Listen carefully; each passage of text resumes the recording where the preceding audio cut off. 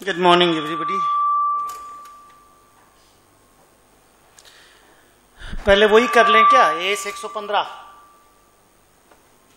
खत्म कर लेते हैं, आधा घंटा लगेगा, 1 घंटा। उसके बाद कंसोलिडेशन स्टार्ट करेंगे ब्रेक के बाद। ओके चलो, पेज नंबर 23 में जाइए।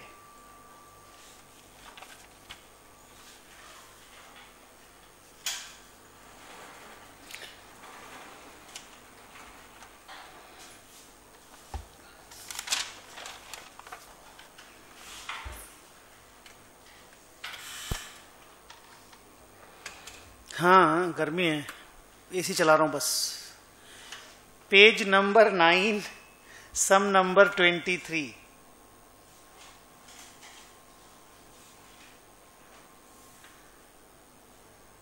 हो गया ठंडा खत्म। चलो एक बार जल्दी से वो निकाल के इसको खत्म कर लेते हैं। Consolidation is the last big topic जो हम लोग इसके बाद स्टार्ट कर रहे हैं। ठीक है, इसको खत्म कर देते हैं। चलो जल्दी जल्दी पढ़ो।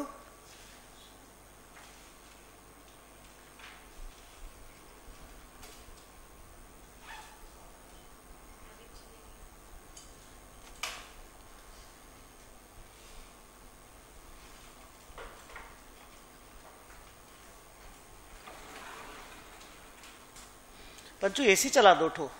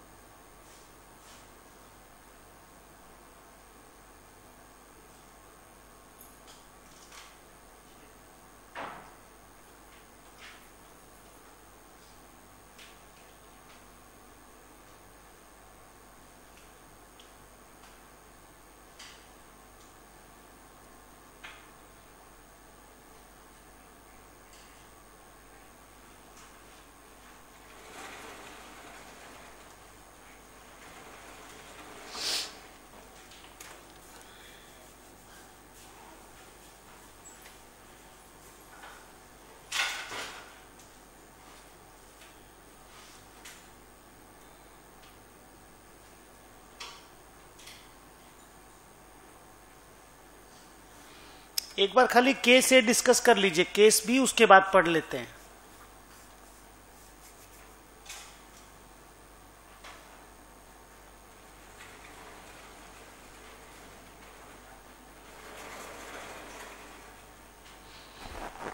बोलिए,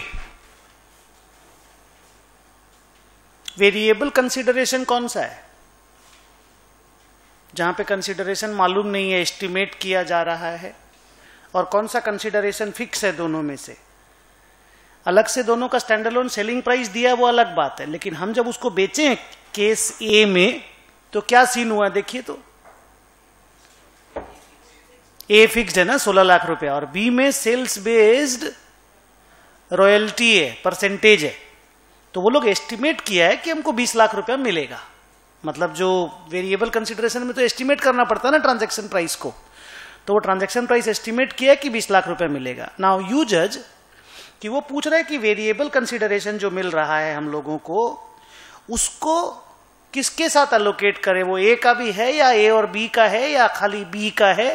उसके लिए अगला बातचीत करना चाहता है। वो खाली बी का है, बस लिख दो ये वाला बात। आप करेक्ट बोल रहे हो, लिख लो। The entire 16 lakh rupees of transaction price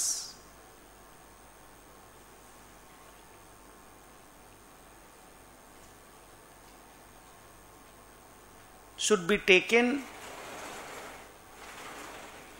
as that of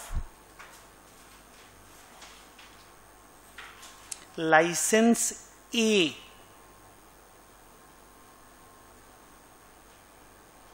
full stop.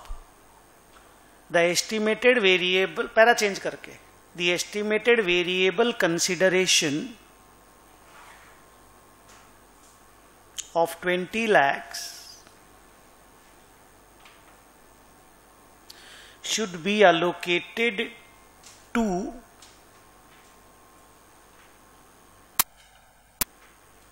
license B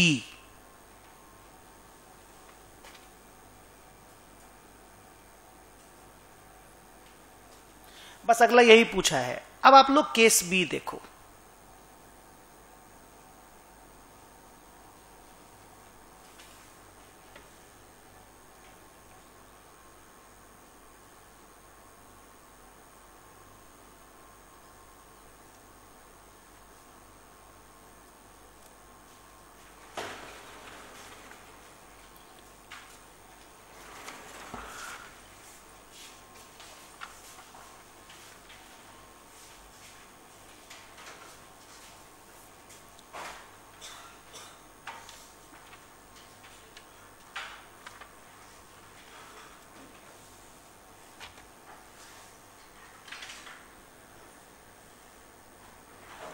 सब कुछ सेम था ना, लाइसेंस तो वही है कि प्रोडक्ट चेंज हो गया है?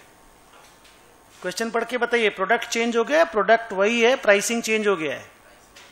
कैसा प्राइसिंग किया देखिए, ए को बोला हम 6 लाख में बेच देंगे और बी के लिए बोला हमको 5% चाहिए सेल्स बेस्ड रॉयल्टी। अब आप इसमें अंदाजा लगाओ कि क्या उधर उधर प्राइस का हेरफेर किया जा रहा है, या जो 6 लाख है वो ए का सेलिंग प्राइस देखने से लग रहा है, या आपको लग रहा नहीं बी से ए को भी कंपेंसेट किया जा रहा है, ए को कम दाम में बेचा जा रहा है एक बार, कि एक बार कम पैसा दे दो, फिर तुम रॉयल्टी बेस करके ए और बी दोनों का पैसा दे देना। भले बोलने को उसने बोला ए का 6 लाख दे दो और बी का 5% करके रॉयल्टी दे दो, लेकिन जब ऊपर में आप स्टैंड अलोन सेलिंग प्राइस देख रहे हो, ए का 16 लाख है और बी का 20 लाख है, तो आप एक 16 लाख का माल को 6 लाख में क्यों बेचेंगे? कोई तो वजह होनी चाहिए ना, वजह ढूंढिए, जल्दी वजह बोलो।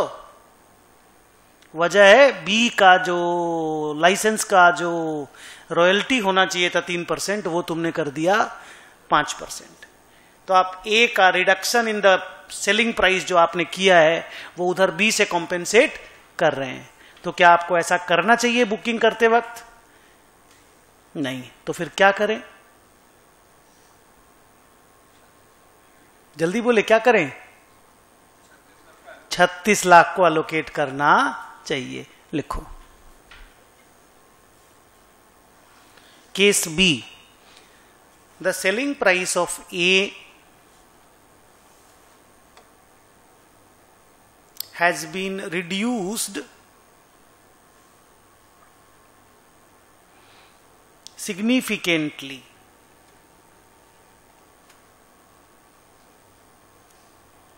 and the selling price of B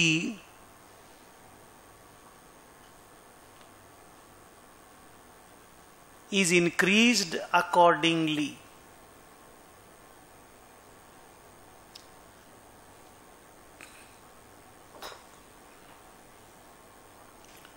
And therefore individually 6 lakh and 30 lakhs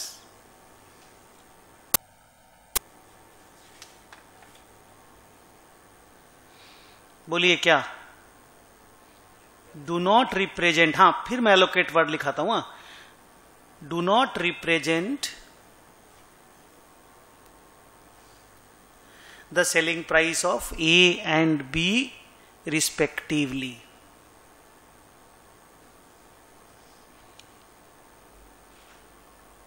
Full stop. Therefore, the combined amount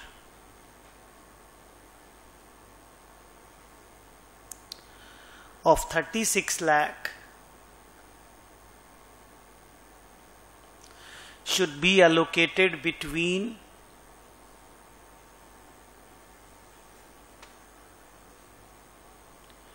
A and B, should be allocated between A and B. किस रेशियो में? लिखो, in the ratio of their stand alone selling prices. Sir stand alone selling prices नहीं मिलती है तो क्या करते हैं? थे कल क्लास में? जल्दी, स्टैंड अलोन सेलिंग प्राइस अगर अवेलेबल नहीं होता है क्या करते हैं? Market assessment approach. Market assessment approach, similar product market से पता कर लो, थोड़ा सा अपना स्टेटस देख लो, उसको असेस कर लो कि आपका क्या दाम होना चाहिए। वो भी अगर नहीं मिल रहा है तो आपका यूनिक प्रोडक्ट है तो कॉस्ट प्लस मार्जिन अप्रोच में चले जाओ। आप कितना खर्चा किए हैं वो तो देख ही सकते हो, और वो भी अगर ठीक से नहीं मिल रहा है तो एक अप्रोच था रेसिड्यूअल अप्रोच, जो बचा हुआ प्राइस है वो उस प्रोडक्ट का प्राइस मान लीजिए। खैर ठीक है, अभी हमको ये बताओ, अभी आपको कितना लाख रुपए मिल रहा है, पहले आपको कितना लाख मिल रहा है और उसके बाद रॉयल्टी का कितना कितना कब कब मिलेगा, तो हम अलोकेट करके दिखा दें। अभी तुरंत में आपको कितना पैसा मिल रहा है। Say we are the seller, how much money we are getting now.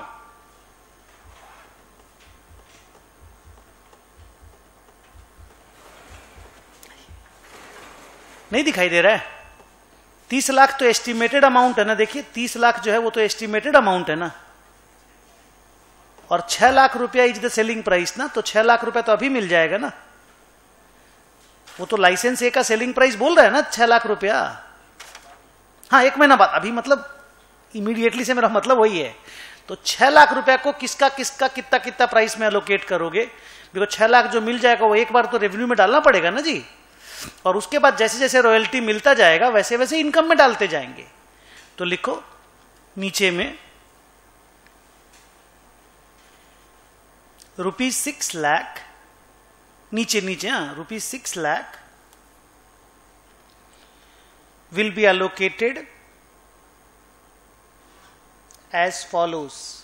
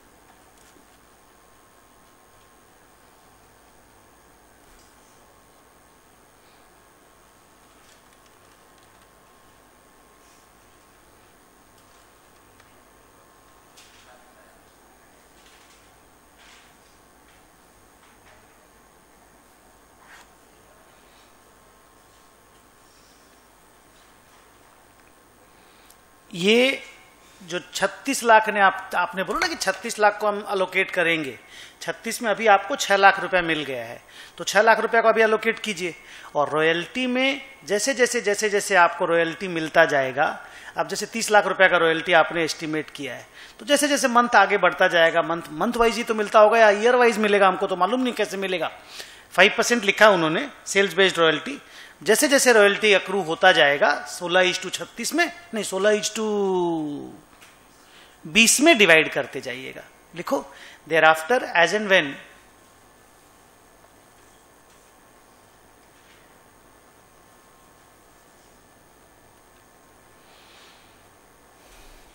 the royalty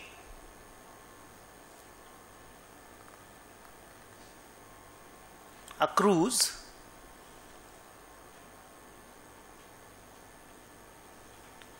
we will segregate it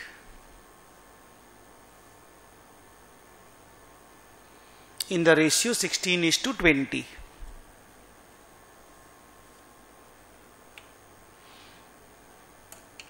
sir मान लीजिए ना मंथली रॉयल्टी है, ठीक है, और आउट ऑफ 30 लाख मान लीजिए 3 लाख रुपए इस महीना में अक्रू किया, या अगर मान लो एकदम एग्जैक्टली 12 से ही डिवाइड कर दें, इक्वल इक्वल रहेगा मान लो, ऐसा अगर मान लेते हैं तो 2.5 लाख रुपए अक्रू किया, तो 2.5 लाख रुपए को अगेन 16:20 में बांटोगे। मतलब आप ये मानोगे कि उसको जो 6 लाख रुपया मिला ना पहली बार में, वो ए के लिए नहीं मिला, ए और बी मिला के मिला, और उसके बाद जो रॉयल्टी भी मिलेगा ना उसको ए और बी मिला के मिला है, क्योंकि आपने यही बोला ना कि मिला के 36 लाख रुपया दोनों का सेल प्राइस है। तो मिला के अगर 36 लाख रुपया दोनों का सेल प्राइस है तो जब जब जितना जितना मिल रहा है, क्योंकि पहला वाला का सेलिंग प्राइस को तो ड्रास्टिकली गिरा दिया 6 लाख रुपया, और दूसरा का सेलिंग प्राइस को ड्रास्टिकली बढ़ा दिया, जो सच नहीं है। तो फिर कैसे इसको सच बनाया, what is the best course of action? बोला मिला दो, दोनों को एक बंडल बना दो और मान लो कि यही प्रोडक्ट है, और accordingly stand alone selling price में डिवाइड करते चलो। Next question 24।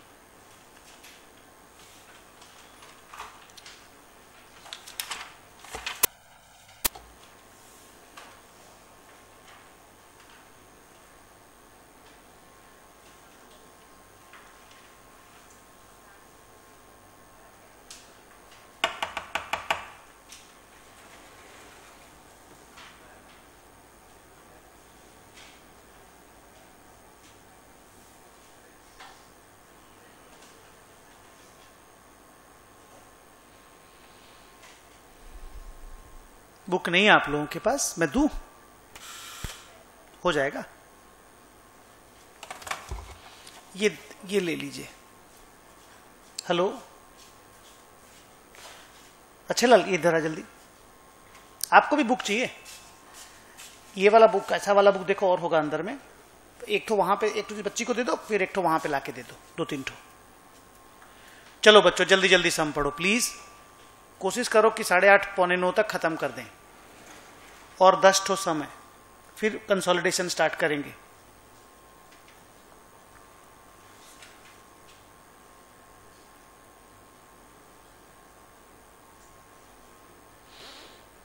कितने परफॉर्मेंस ऑब्लिगेशंस है रे? देखने से क्या क्या लग रहा है? एक ड्यू डिलीजेंस करके देगा कंपनी, ये सब केपीएमजी, पीडब्ल्यूसी, बड़े सीएफ हम लोग करते हैं। एक ड्यू डिलीजेंस करके देगा, फिर वैल्यूएशन करके देगा, फिर सॉफ्टवेयर इंप्लीमेंटेशन करके देगा। नहीं, देखने से 3 लग रहा है, तीनों का मिलाकर के 2 करोड़ रुपया लेगा। 20 लाख का बोनस भी मिलने का चांस है। कब रे? अगर वो 30 सितंबर के, कब कॉन्ट्रैक्ट किया ये लोग? 1 अप्रैल को। अगर 30 सितंबर के पहले पहले ये लोग काम कंप्लीट कर देता, माने विद इन 6 मंथ्स, तो 20 लाख का बोनस मिलेगा। और तब नहीं कर पाता, अगर कोई चांस है बोनस का? और अच्छा, अगर 9 महीने में भी कर देते हो तो 10 लाख का बोनस मिलेगा। उसके आगे अगर चला जाता है तो नहीं मिलेगा। अच्छा, इसमें बोनस में ऐसा स्पेसिफिक किया गया कि कौन सा काम के लिए हम बोनस देंगे या सब के लिए? देख लो तो। अच्छा, स्पेसिफाई कर दिया क्या? चेक कर लो, तीनों में से एक काम को स्पेसिफाई कर दिया, बोनस उसी से रिलेटेड है। तो ये मैंने आपको पढ़ाया था, जैसे अभी अभी तुमने सम बनाया वेरिएबल कंसिडरेशन। फर्स्ट वाले केस में तुमने बोला था 20 लाख रुपया बी का है, सेकंड वाले केस में तुमने बोला ना 30 लाख रुपया बी का नहीं है, पूरा 36 लाख ए और बी का है। इस केस में आप हमको बताइएगा, जब भी वेरिएबल कंसिडरेशन हम एस्टिमेट करेंगे, किसी भी कॉन्सेप्ट पे हम करें, मोस्ट लाइकली पे करें या एस्टिमेटेड मॉनेटरी वैल्यू पे करें, सिर्फ सॉफ्टवेयर इंप्लीमेंटेशन का होगा। अभी आप यही बोल रहे हो, इट लुक्स करेक्ट। हम आगे सम पढ़ना चाहते हैं। नेक्स्ट। अच्छा, डिस्टिंक्ट है सारा सर्विसेज। हाँ,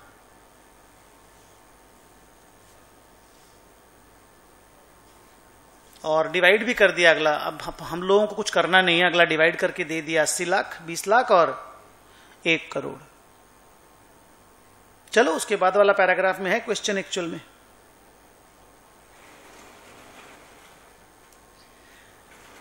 क्या लग रहा है सॉफ्टवेयर इंप्लीमेंटेशन कब तक हो पाएगा? शुरू में क्या लग रहा है एंटिटी को? 30 जनवरी तो मिलेगा क्या रे बोनस? 30 जनवरी को अगर कंप्लीट होगा तो नहीं मिलेगा ना। तो शुरू में अगला वेरिएबल कंसिडरेशन को इग्नोर करके चलेगा। It will not record it in the transaction price. ठीक है, आगे।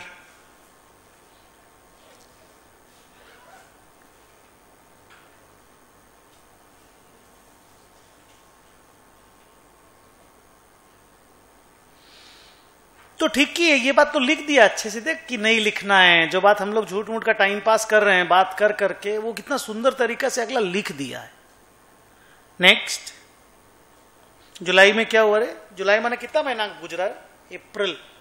अप्रैल में स्टार्ट हुआ था, अप्रैल मई जून गुजरा, 3 महीना के बाद क्या सीन हुआ? वेरिएबल कंसिडरेशन रिव्यू हो रहा है क्वार्टर एंडिंग में। देखो, बोले थे ना वेरिएबल कंसिडरेशन रिव्यू होते रहना चाहिए, रिव्यू हो रहा है। अब उसको लग रहा है कितना महीना में कंप्लीट कर देगा, सितंबर में कंप्लीट कर देगा, और बोल रहा है कि हमको बोनस मिल जाएगा। कितना लाख रुपए मिलेगा सितंबर होने से? 20 लाख रुपए। ठीक है, बढ़िया है, सीन अच्छा है। After reviewing its progress as on 1st of July, the consultant determines that 100% that it is 100% complete in satisfying its performance obligation for due diligence and valuation, and only 60% complete in satisfying its performance obligation in software implementation. Determine the transaction price. Actually determine the allocation of the transaction price word होना चाहिए। Transaction price तो पहले से ही मालूम है 2 करोड़, और अब variable consideration मिला दो तो 2 crore 20 lakh.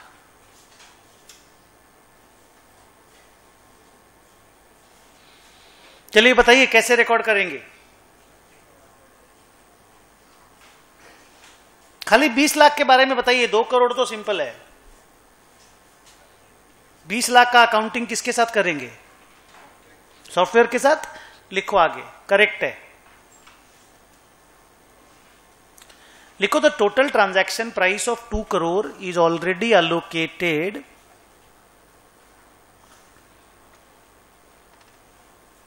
in the question itself.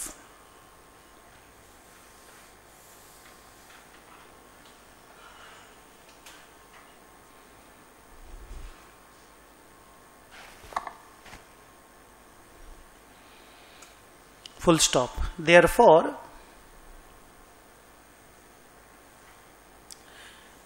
as on 1st of July,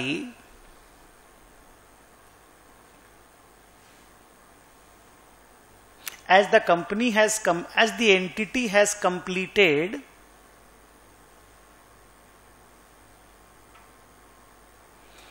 its PO performance obligation relating to inverted comma में लिखना। पहला वाला क्या क्या काम है? ड्यू डिलीजेंस एंड दूसरा वाला का क्या नाम है? Valuation completely.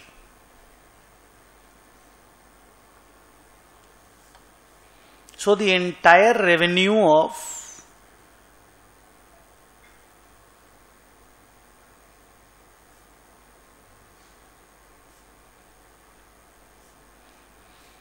$80 lakhs and $20 lakhs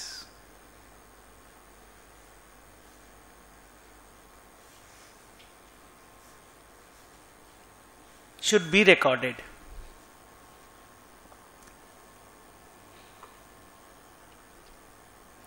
Para change. The performance bonus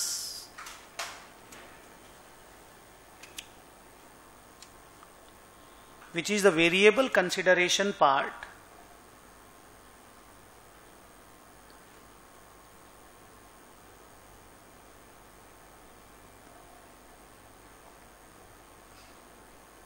can only be allocated to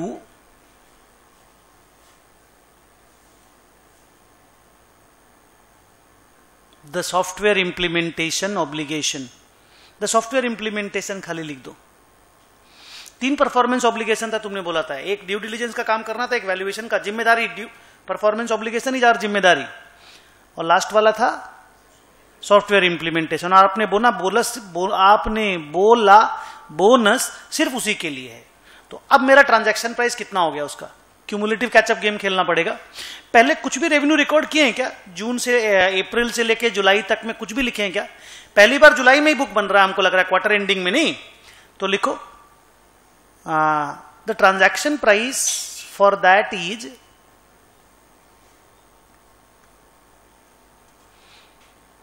$1 crore plus 20 lakhs, that is 120 lakh. Full stop.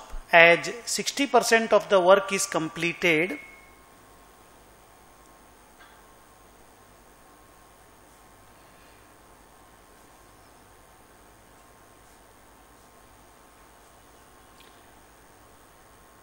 revenue to be recorded is equal to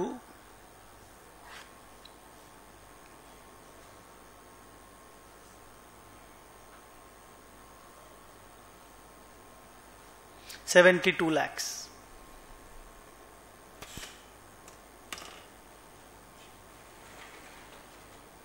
कौन सा AC चल रहा है देखो तो।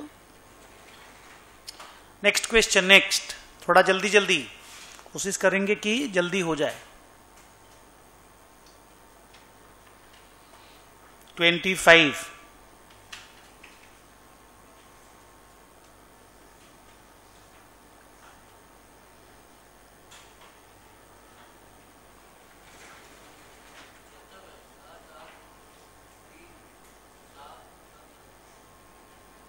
सब चल रहा है, खाली 7-8 चलने दीजिए, बाकी सब बंद कर दीजिए। 7-8 छोड़ के बाकी सब बंद कर दीजिए।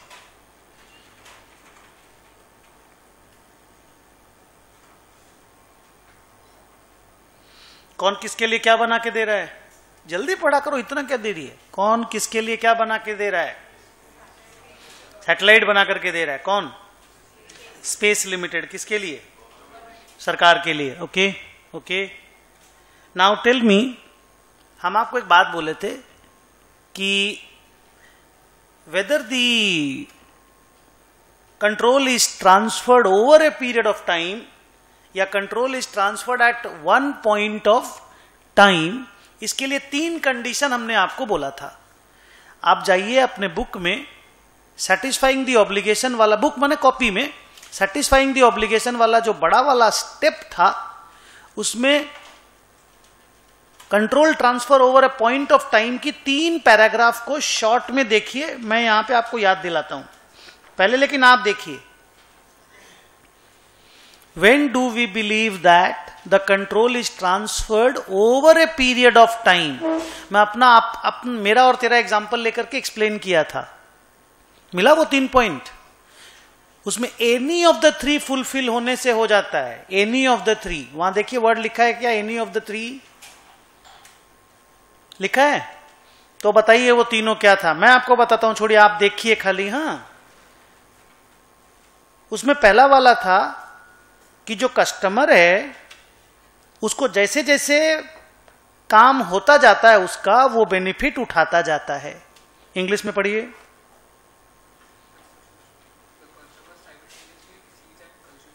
द कस्टमर, जो सिंपल हिंदी यार वही है। अब जैसे तुम्हारे साथ मेरा जो कॉन्ट्रैक्ट है उसमें हम लोग का जैसे जैसे मैं पीओ करता जा रहा हूं, परफॉर्मेंस ऑब्लिगेशन सेटिस्फाई करता जा रहा हूं, तुम वैसे वैसे बेनिफिट उठाते जा रहे हो। 2, इसको सिंपल, कस्टमर धीरे धीरे बेनिफिट उठाता जा रहा है। सिंपल यार, इतना बड़ा एएस 15 है, 115 कैसे याद रखोगे? तो आपको शॉर्टकट डेवलप करना पड़ेगा। नेक्स्ट, एक असेट बन रही है जो कस्टमर के कंट्रोल में है। अपने यहां पे ऐसा कोई असेट नहीं बन रहा जो तेरे कंट्रोल में है। बिल्डिंग के केस में, फिर मैंने बिल्डिंग में शिफ्ट कर गया था, मैं अचानक याद है एग्जांपल में, बिल्डिंग के केस में ऐसा होता है। तेरे घर में मान लो मैं फर्नीचर बनाने गया था, तो फर्नीचर बन रहा है और मान लो मैंने बोला तुम लोगों को गुस्सा आया, लात मार के निकाल दिए तुम। ये वाला एग्जांपल लिए थे, इफ यू रिमेंबर। अपने केस में ये वाला नहीं है। इस क्वेश्चन में क्या है तुम देखोगे। 3rd, जितना भी असेट बना है मेरे किसी काम का नहीं है। मेरे मतलब जो बना रहा है एंटिटी, कस्टमर ने, एंटिटी के किसी काम का नहीं है। Entity has no alternative use of that, but उसका यह हक है कि वो जितना काम किया है उसका, हाँ, उसका जितना फीस ड्यूज उसका बनता है, उसका उसको हक है। ये मैं रेस्टोरेंट का एग्जांपल लेके बोला था कि एक तो लास्ट में आइसक्रीम खाते वक्त पूरा खाना खा लिया 15,000 रुपया का, 20 जन लेके गए थे, और लास्ट में एक तो आइसक्रीम में कोई कीड़ा निकल गया और आप बोले हम वो 15,000 रुपया भी नहीं देंगे, जाओ। ऐसा नहीं चलेगा, ये सब ड्रामा हो गया, पुराना जमाना में होता था। इंग्लिश में एक बार आवाज देके तीनों पैराग्राफ पढ़िए। आवाज देके तीनों paragraph. The customer simultaneously receives and consumes the benefit. B, बस, the entity's performance creates an asset that the customer controls. 3rd,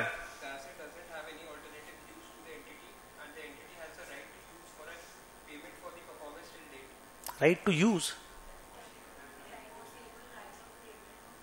ठीक से वर्ड ठीक है, यूज नहीं है ना, वहां यूज नहीं होना चाहिए। देखिए जरा वर्ड चेंज कर बेटा, क्या हुआ? आप पढ़िए बेटा, एक बार आप पढ़िए।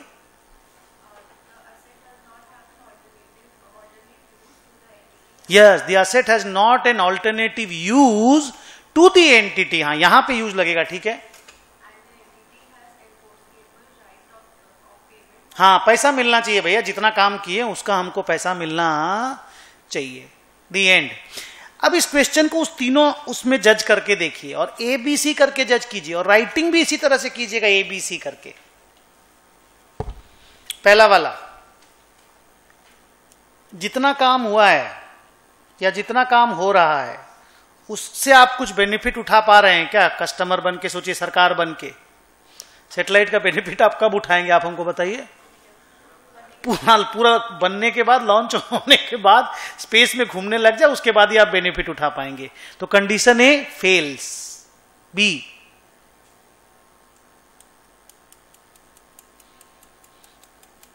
क्या अभी तक जितना असेट बना है या बना होगा उसमें कस्टमर का कोई कंट्रोल है, या वो स्पेस लिमिटेड के पास में ही है? स्पेस लिमिटेड के पास में है, ये भी फेल। थर्ड देखिए, जितना काम हुआ है उसको लेकर के पेमेंट का मेरा हक है क्या?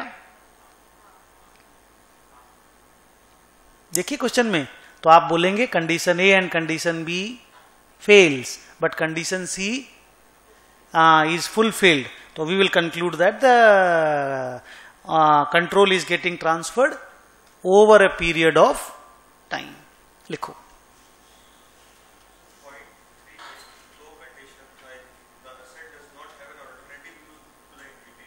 नहीं, ये दोनों एंड है।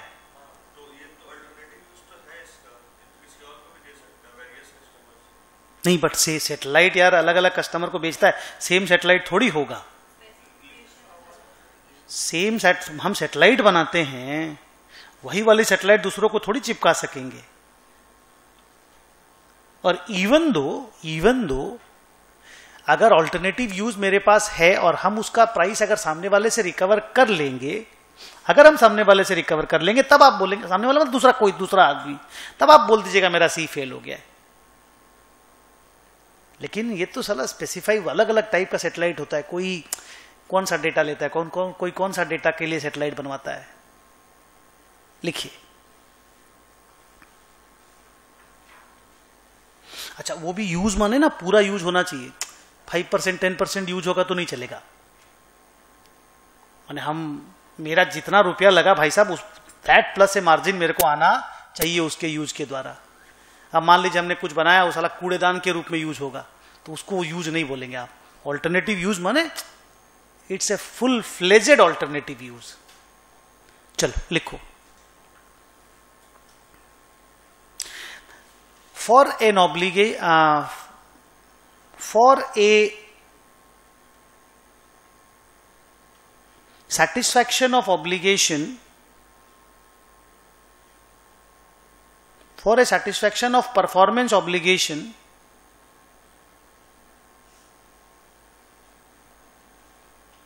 qualified to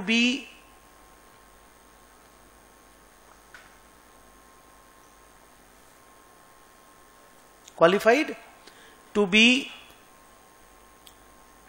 performed over a period of time,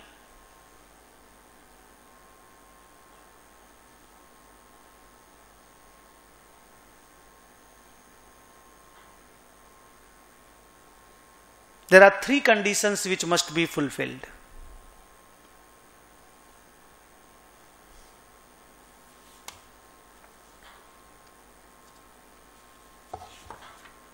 नीचे लिखो बुलेट पॉइंट बना करके। The customer simultaneously receives and consumes the benefit.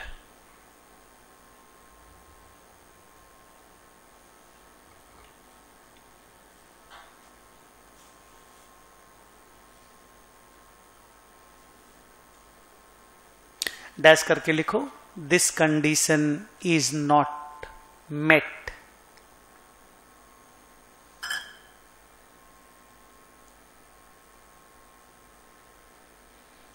Cricket देखते हो क्या?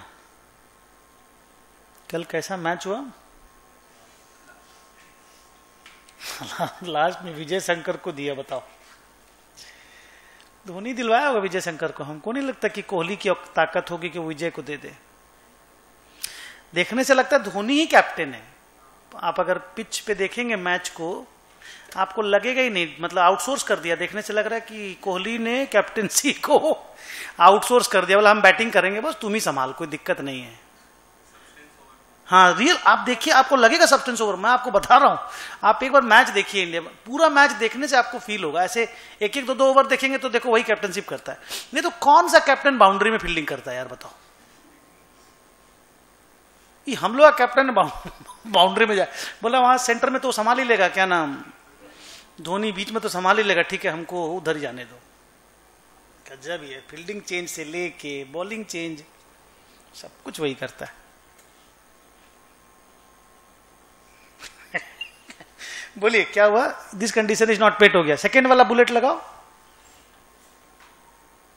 क्या था दूसरा वाला बताओ तो। मैं बताता हूं, लिखो the entity's performance.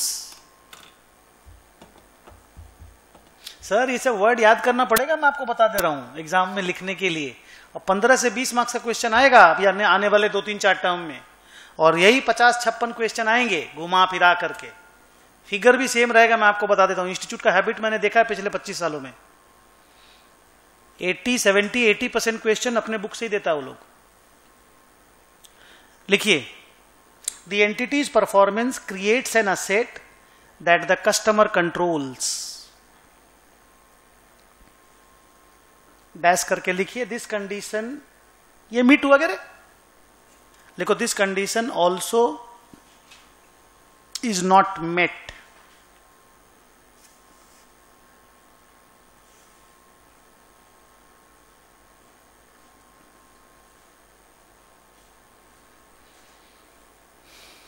Third bullet, the asset does not have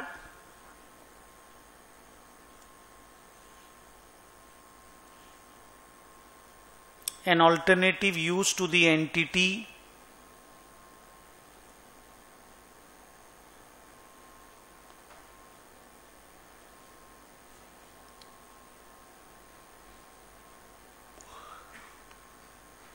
and the entity has enforceable right of payment for performance completed till date.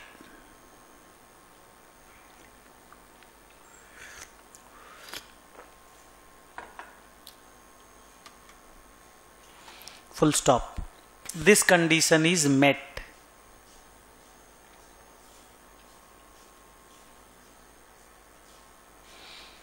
Hence we can conclude that, 3 number चला दो, hence we can conclude that the control is getting transferred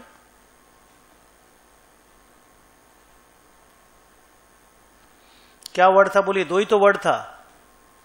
at one point of time या over a period of time? लिखो, control is getting transferred over a period of time.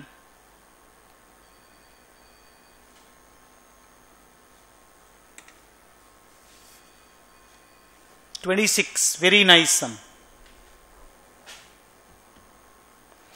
अच्छा, 26 जो सम है ना, exactly 33 same सम है। तो हम लोग एक ही कराएंगे दोनों में से, आप पढ़ लीजिएगा दोनों को। फिगर अलग है पे, काट मत दो। लैंग्वेज अलग है, फिगर अलग है, पढ़ लीजिएगा एक बार। चलो साथ में पढ़ते हैं, दोनों टाइम वेस्ट नहीं करते हैं। मैं भी पढ़ता हूं, आप सुनो, अच्छा रहेगा, ठीक है? मैं पढ़ता हूं क्वेश्चन आपके लिए। Uninstalled materials on 1 January 2011 an entity contracts to renovate a building including the installation of new elevators. The estimates of the following with respect to the contract is, transaction price 50 lakh. Question की शुरुआत ढंग से नहीं हुई है। An entity, पहला वाला line काट दीजिए, तो एन एंटिटी से स्टार्ट कीजिए।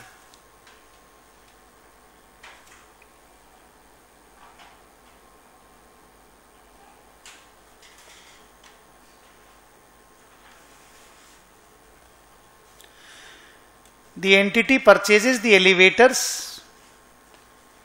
and they are delivered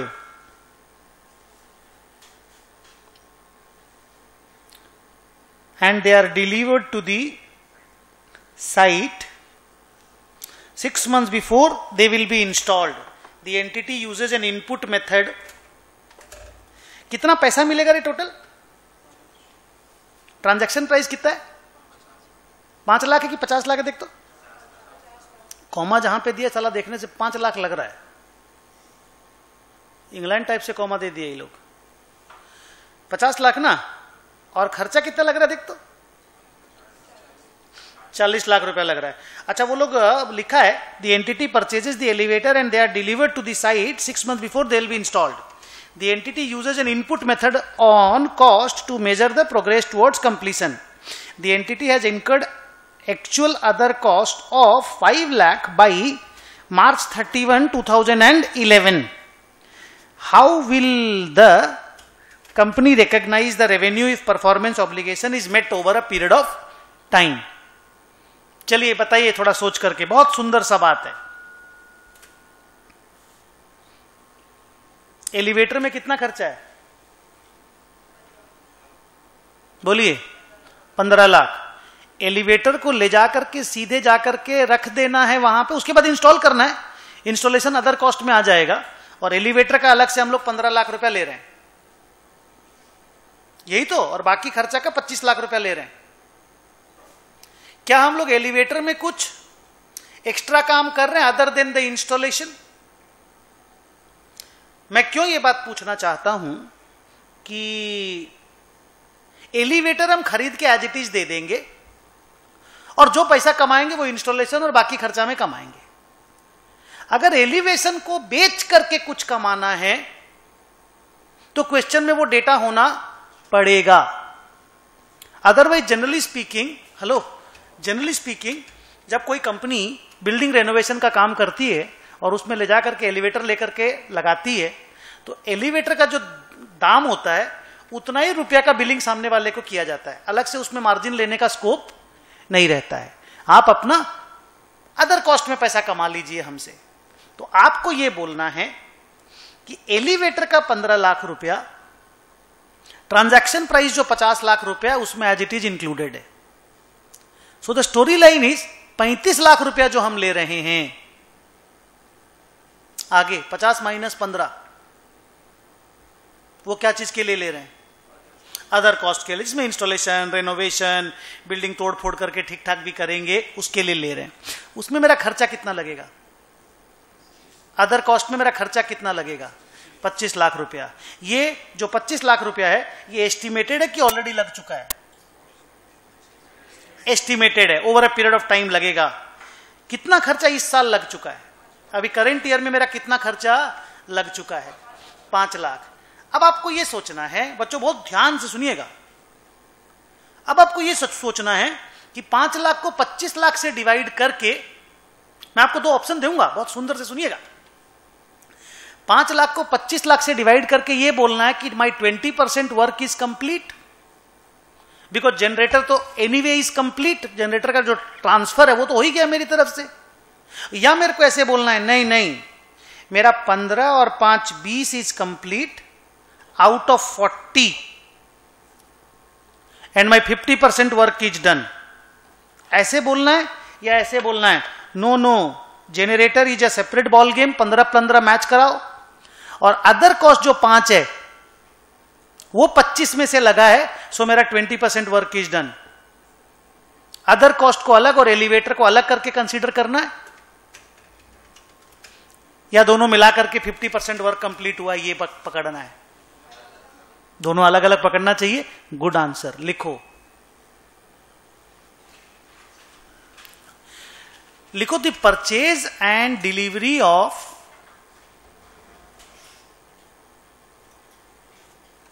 elevator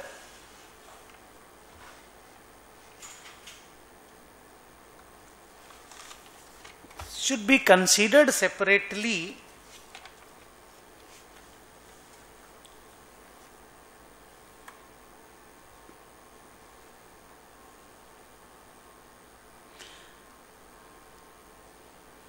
and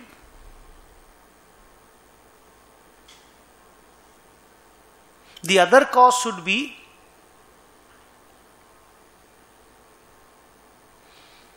considered separately.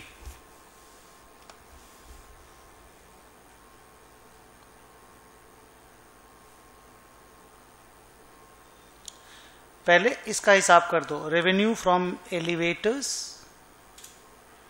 और कॉस्ट ऑफ एलिवेटर्स।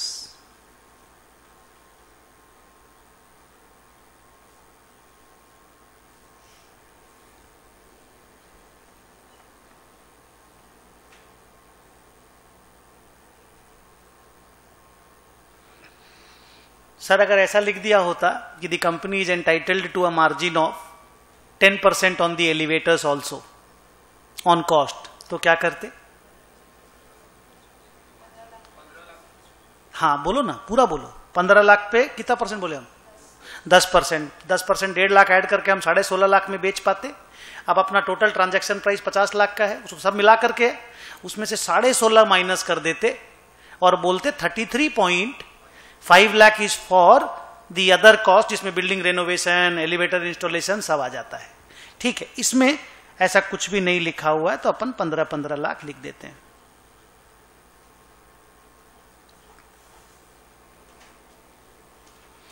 अब हेडिंग तो अदर कॉस्ट। दो आंसर देना है।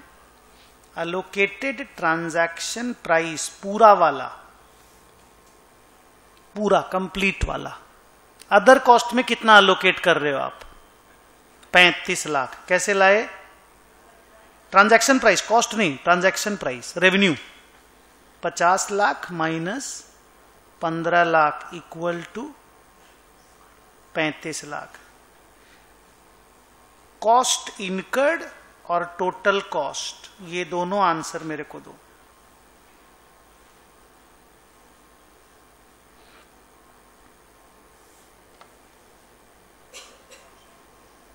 बोलो कॉस्ट इनकर्ड कितना है रे? 5 लाख। और expected total cost 25 lakh. Percentage work done,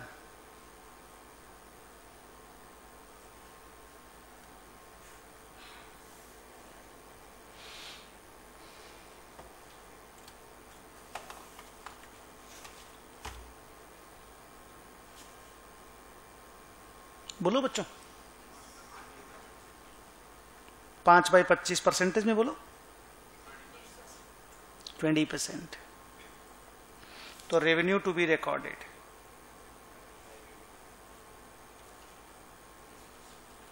हाँ 20% ऑफ व्हाट? 35 या 50? हाँ 35 लाख। वो अलग हो गया, 50 कोई कहानी नहीं है, तो अलग अलग पार्ट में बंट गया। 50 is separate and generator is separate.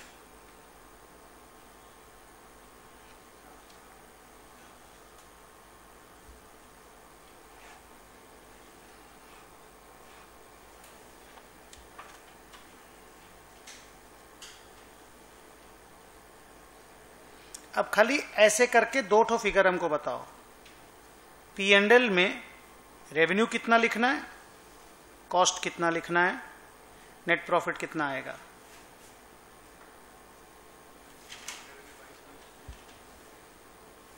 P&L में रेवेन्यू कितना लिखना है, कॉस्ट कितना लिखना है और नेट प्रॉफिट कितनी आएगी? 22 लाख करेक्ट आंसर। कैसे 22 लाख आया? 15 + 7। और कैसे कॉस्ट कितना बोला तुम लोग? करेक्ट। कितना प्रॉफिट आया? 2 लाख। सर हम क्वेश्चन थोड़ा चेंज करते हैं, आप आंसर थोड़ा चेंज करो तो। हम क्वेश्चन चेंज करते हैं। अगर एलिवेटर की जगह कुछ भी ऐसा चीज लिखा होता, कोई भी ऐसा चीज लिखा होता जिससे 2 अलग अलग ऑब्लिगेशन नहीं लगते, दोनों एक ऑब्लिगेशन होता। If both of them are single obligations, तो ये काम कैसे होता? प्लीज केयरफुली बोलना, एक भी एरर मत करना, तब हम समझेंगे कि हाँ आप पढ़ लिए ठीक से। 50 लाख हो जाता ट्रांजैक्शन प्राइस, डिवाइड करने की जरूरत नहीं है, करेक्ट। 2 खर्चा में जाओ, हाँ जाओ बताओ, डिग्री ऑफ कंप्लीशन तो निकालने बोल रहा हूं। कॉस्ट इनकर्ड बताओ। 20 लाख, गुड आंसर। 5 लाख नहीं बोला, एक बार 5 बोल दिया था एक बच्चा, 20 लाख, गुड आंसर। और टोटल कॉस्ट बताओ 40 lakh. Good. Percentage work done बताओ 50%। Very nice. रेवेन्यू बताओ कितना लिखना है 50% के हिसाब से 25 लाख। तो 25 लाख का रेवेन्यू और 20 लाख का कॉस्ट, यहीं पे 5 लाख का प्रॉफिट आ जाता। यू गॉट इट, किस तरह से काम होता है। चलो next question.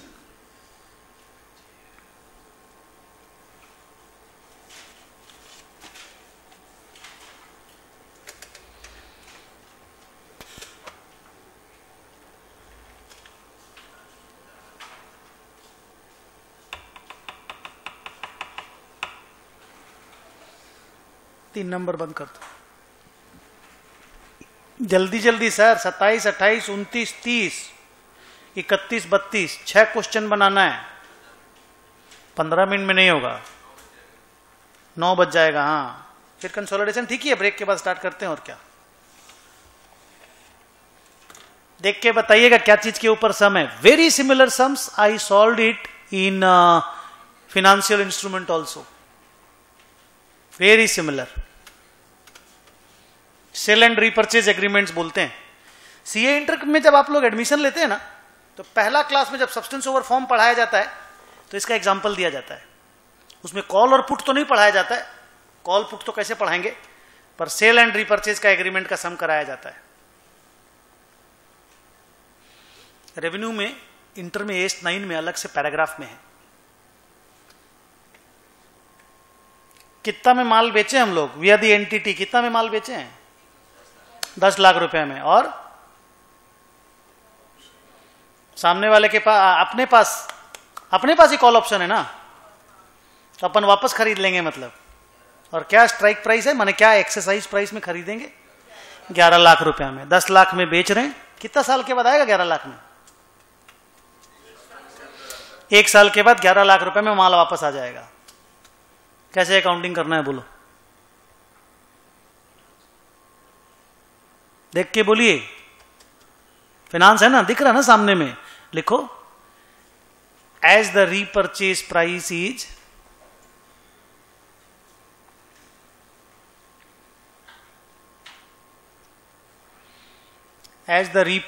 Price is higher than the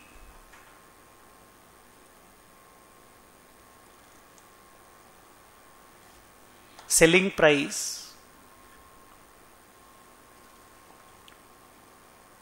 of the tangible asset,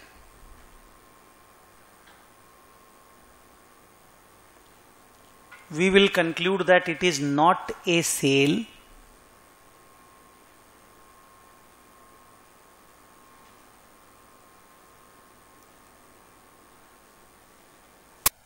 rather it's only a finance transaction.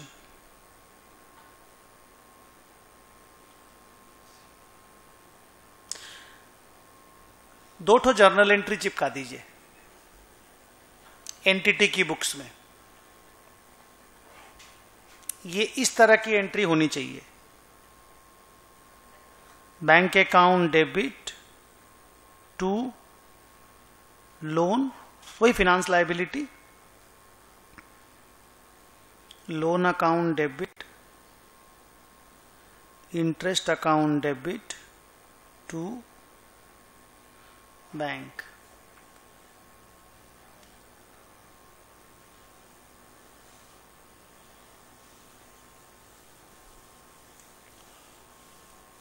है फिगर चिपकाने लायक है, बोलिए।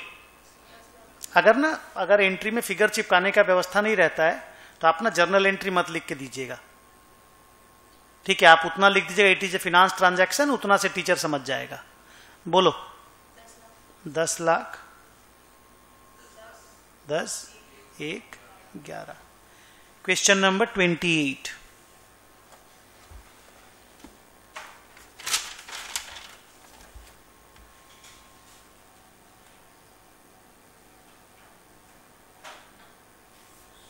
बोल बेटा। अगर लास्ट में जैसे मान लो एंड आता, और एंड में मान लीजिए कि हेलो बच्चों क्वेश्चन को सर बच्चा थोड़ा आगे बढ़ाना चाहता है एंड बहुत बढ़िया है ये बात होने से। मान लीजिए एक टाइम के बाद असेट का दाम सच्ची में गिर जाता। हम लोग के पास ही तो कॉल है राइट टू परचेज, और दाम गिर जाता, असेट का दाम मान लो 6 लाख हो जाता। अपन क्यों परचेज करेंगे भाई 11 लाख देके? कॉल ही तो है, अपन तो प्यार से लैप्स करने देंगे ना, क्यों? अपन मार्केट से खरीद लेंगे असेट को, अगर असेट की इतनी जरूरत रहेगी तो फिर 1 साल बाद उसको सेल लिख लीजिएगा। यही एंट्री पलटा करके loan account debit to sale of tangible asset लिख दीजिएगा, और फिर उसमें कॉस्ट का एलिमेंट देख करके प्रॉफिट एलिमेंट लिख, टेंजिबल असेट बैलेंस शीट में कितने का है वो देख लीजिएगा, कितने का कॉस्ट है, माने कैरिंग अमाउंट क्या है, उसके हिसाब से प्रॉफिट लिख लीजिएगा। नहीं, अगर हो चुका उसको रिवर्स मत कीजिएगा, तब तक जो हो चुका है उसको रिवर्स मत कीजिएगा। बस आपका जितना लोन अकाउंट है, लोन में जितना बैलेंस है, अब यहां पे आप ये देख लीजिएगा कि ये तो टू बैंक फिर नहीं हुआ होगा, तब तक आप ऐसा एंट्री किए होंगे बेटा, interest account debit to loan. ये तो एक्सरसाइज हो गया बोल के ना बेटा ऐसा कर रहे हो, लेकिन मान लो तब तक interest account debit to loan की, और उसके नेक्स्ट ईयर में होता है मान लो ये वाला काम। इस साल तुम इंटरेस्ट की अकाउंटिंग कर ली, उसके नेक्स्ट ईयर होता है, तो अब आपके लोन बैलेंस शीट में 11 लाख रुपया का है, आप 11 लाख को रिवर्स कीजिएगा। और मान लीजिए आपके बैलेंस शीट में असेट का कैरिंग अमाउंट उस वक्त 6 लाख रुपया है, 5 लाख है, यार कोई भी एक्स अमाउंट है, उस अमाउंट पे असेट का कैरिंग अमाउंट उल्टा दीजिएगा, लोन को डेबिट कर दीजिएगा, डिफरेंस को पीएल में शिफ्ट कर दीजिएगा। चलो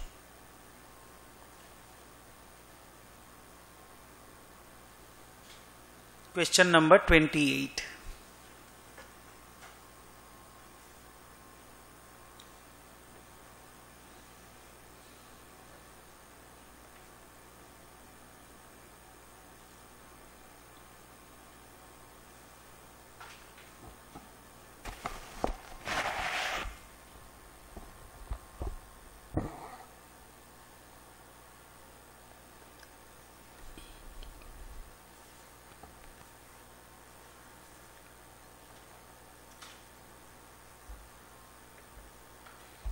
कस्टमर के पास पुट है, नहीं कस्टमर के पास है ना पुट, माने वो अपना राइट टू सेल एक्सरसाइज करने वाला, यही तो वो बेचेगा, हम लोग को खरीदना पड़ेगा, मतलब कुल मिला के स्टोरी है। क्या लग रहा है देख करके, हम लोग कितना में बेच रहे हैं माल? 10 लाख में, और 1 साल बाद वो हमको कितना में बेच रहा है? 9 लाख, और उसके बेचने की प्रोबेबिलिटी कैसी लग रही है? वो नहीं बेचेगा कि नहीं बेचेगा? वो बेचेगा ही ना। हाँ, तो फिर सेल एंड रीपरचेज ही मानना पड़ेगा, मतलब सेल नहीं मानेंगे हम लोग इसको। लिखो,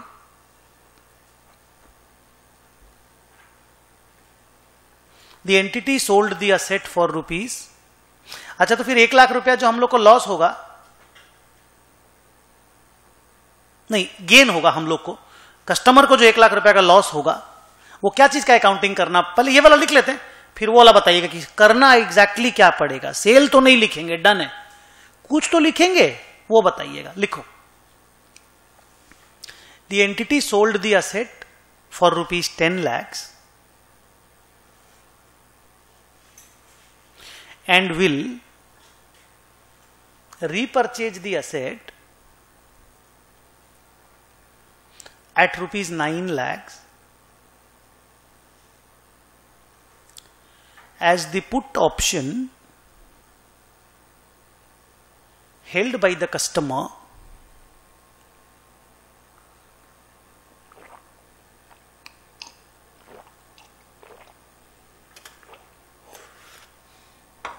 is going to be exercised। अच्छा, यही सब ऑप्शन अगर deeply out of the money होते हैं ना, तो सेल को सेल लिख दिया जाता है। यहां पे एकदम श्योर होना चाहिए, डीपली इन द मनी होना चाहिए, तभी आप लोग सेल एंड रीपरचेज को सेल एंड रीपरचेज बोलेंगे। चलो बताओ,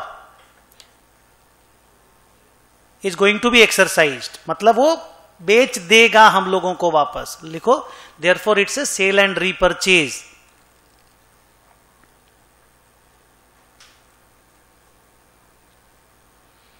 hence no sale can be recorded.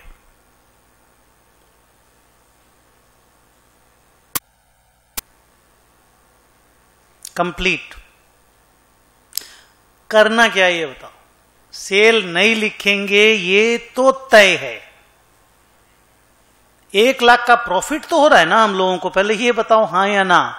माल 10 में बेच रहे हैं, घर में रुपया माने वापस जब खरीद रहे हैं तो 9 में खरीद रहे हैं। सेल एंड रीपरचेज मत लिखो, कुछ तो लिखोगे। बोलिए। रेंट है, रेंट। 1 लाख रुपया रेंट है, वो यूज कर रहा है ना असेट को, उसका लाख रुपया अगला हम लोगों को दे रहा है। लिखो,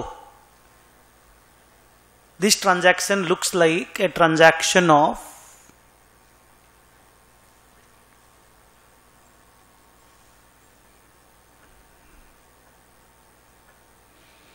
lease.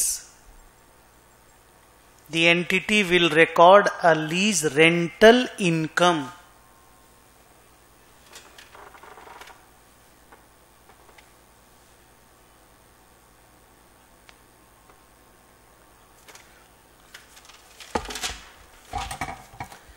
हाँ, आप लिखिएगा मत, हम आपको जर्नल लिख के दे रहे हैं। आप इस जर्नल को खाली फुलफिल कर दीजिए।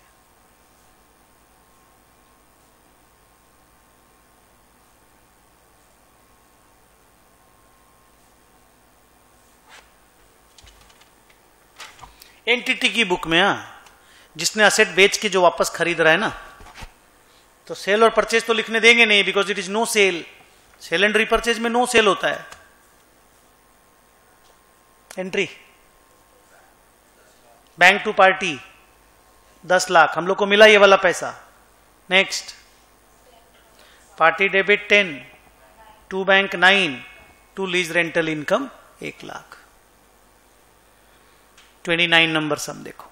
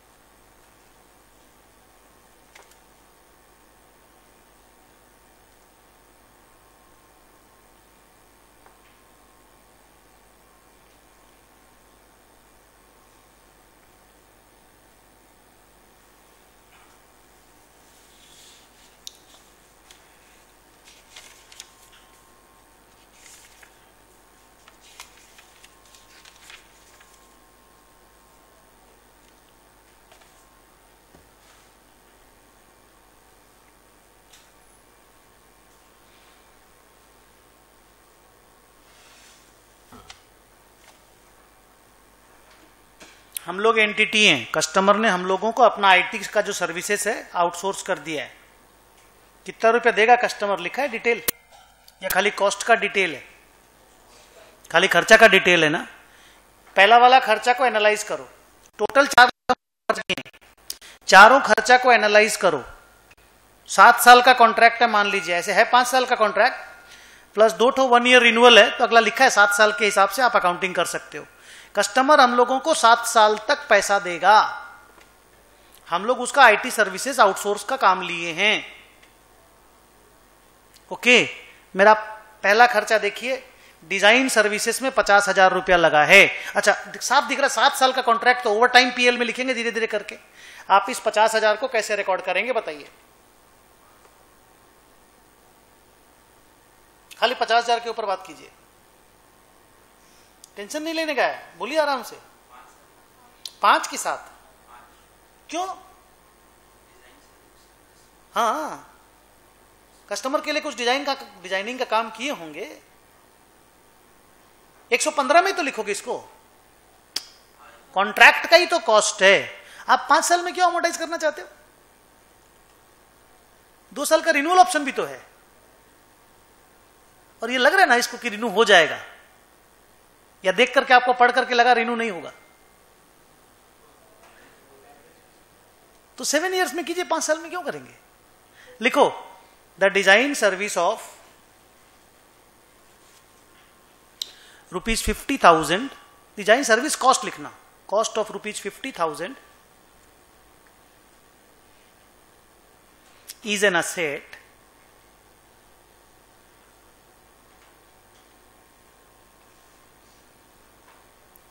and capitalized as per Ind AS 115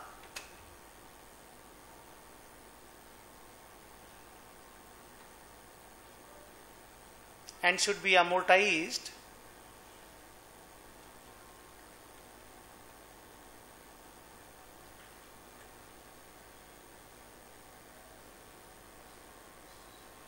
in the next 7 years.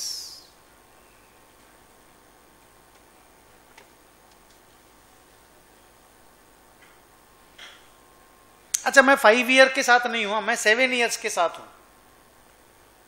आपको अगर लगता है 5 साल में कॉन्ट्रैक्ट टर्मिनेट होने के चांसेस बहुत ब्राइट हैं, तब आप 5 साल में अमोर्टाइज कर लीजिएगा। मेरे को पढ़ के ऐसा एक बार भी नहीं लगा कि 5 साल में अमोर्टाइज होना चाहिए। 2, हार्डवेयर की अकाउंटिंग कैसे कराओगे?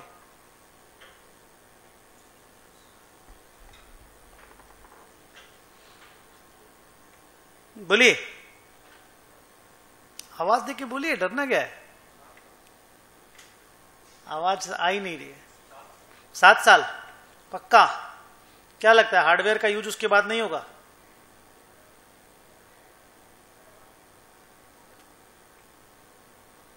डिजाइन सर्विस आप बोल सकते हो, उसी के लिए स्पेसिफिक। हार्डवेयर के बारे में पूछ रहा हूं, हार्डवेयर और सॉफ्टवेयर दोनों के बारे में। पहले खाली हार्डवेयर की बात करो।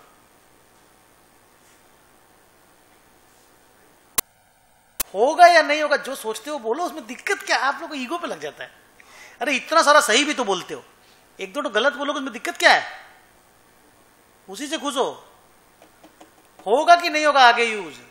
7 साल में मान लो कॉन्ट्रैक्ट हम लोग का टर्मिनेट हो जाएगा, 7 साल तक हम लोग कस्टमर से पैसा ले लेंगे, वो हार्डवेयर फेंक दिया जाएगा या वो हार्डवेयर यूजेबल रहेगा? तो why not go to property plant and equipment for this accounting?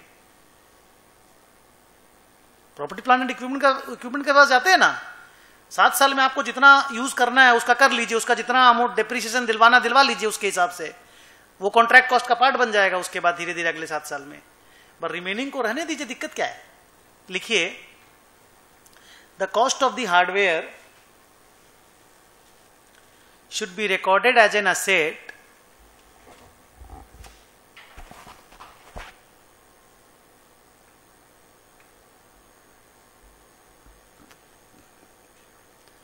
as per Ind AS 16 property plant and equipment।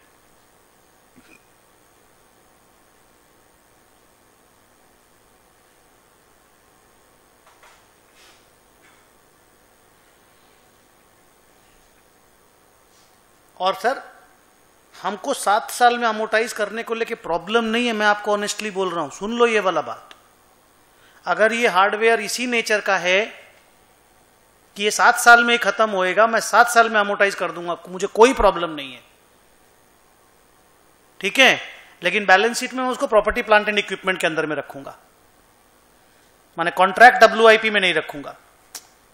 115 number में तो क्या जो खर्चा लगता है उसको तो कॉन्ट्रैक्ट WIP में रखना पड़ता है ना, इसको बैलेंस शीट में अपन प्रॉपर्टी प्लांट एंड इक्विपमेंट में रखेंगे। अमोर्टाइजेशन आप 7 साल में करवा लीजिएगा, मैं रोकूंगा नहीं, प्रोवाइडेड 7 साल में खत्म होने वाला है, लेकिन ये 7 साल में खत्म होने वाला नहीं होने का भी चांस है। नेक्स्ट, सॉफ्टवेयर में कितना रुपया लग रहा है? क्या लगता है? सॉफ्टवेयर का आंसर भी हार्डवेयर के जैसे ही होना चाहिए। लिखो, the software cost of ₹1 lakh should be treated, उसका कौन सा इंड AS का नंबर था रे? इंटेंजिबल असेट 38 था ना कि 33? 38 लिखो, should be recorded as an asset as per Ind AS 38।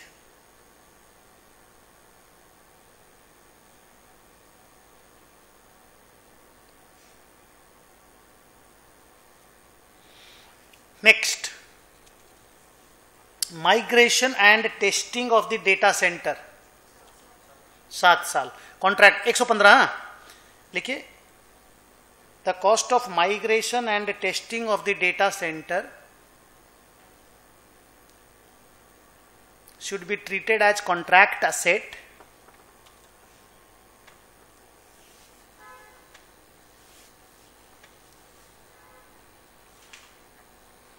as per Ind AS 115 and amortized in 7 years.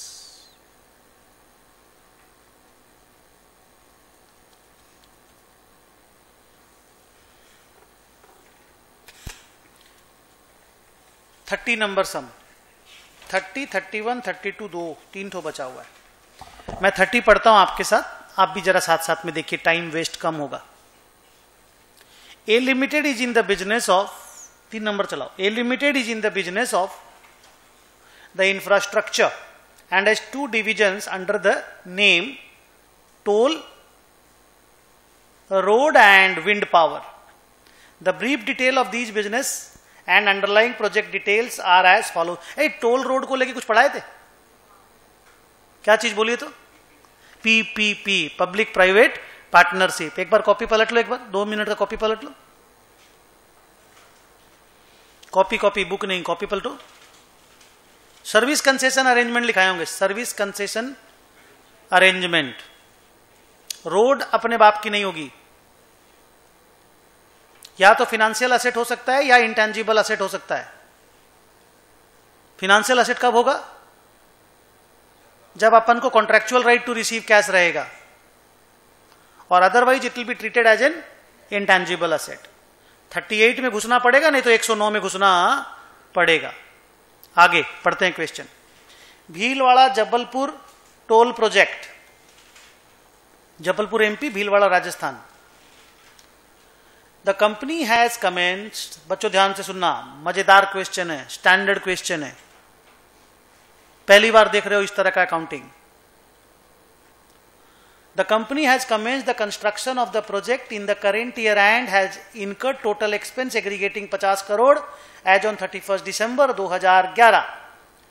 Under I GAAP the company has recorded such expense as an intangible asset in the books of accounts.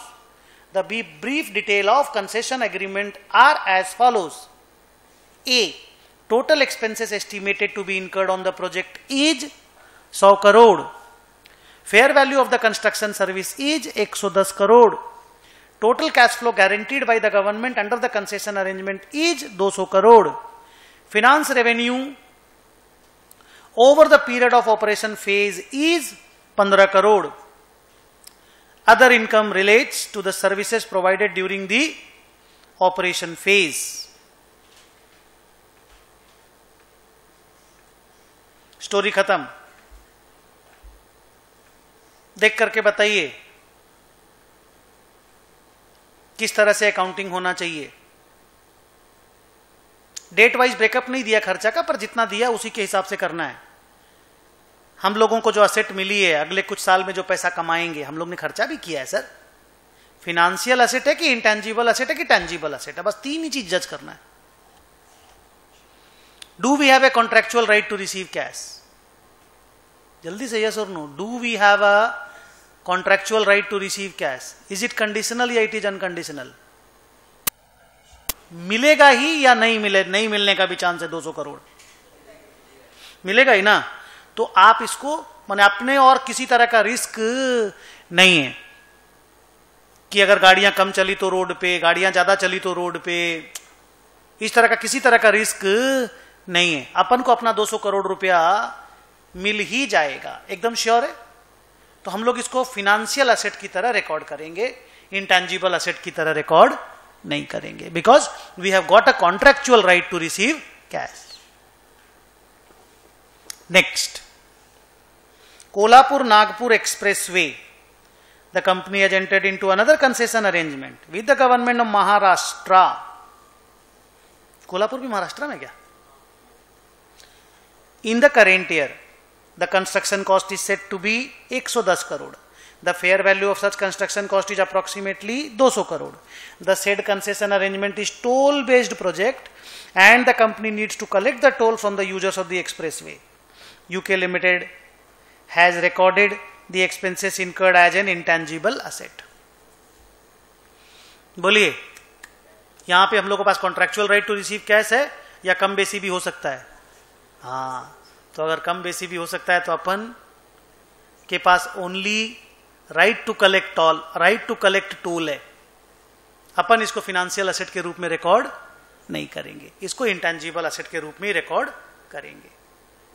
Now next 3 line, what would be the classification of Bhilwara Jabalpur toll project? Give brief reasoning of your choice. कौन सा वाला? भीलवाड़ा वाला रे, ऊपर वाला ना, लिखो।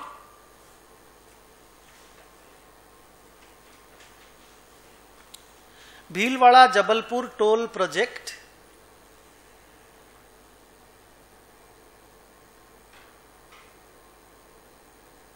should be classified as a financial asset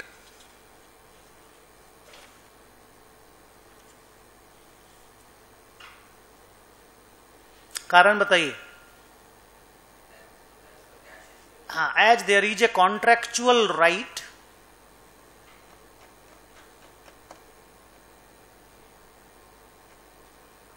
to receive cash.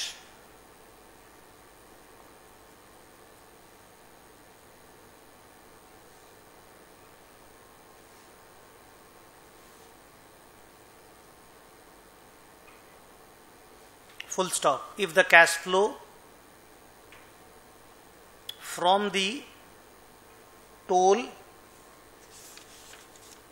is lower, the government will make good for the deficit. Full stop. Hence it is a financial asset.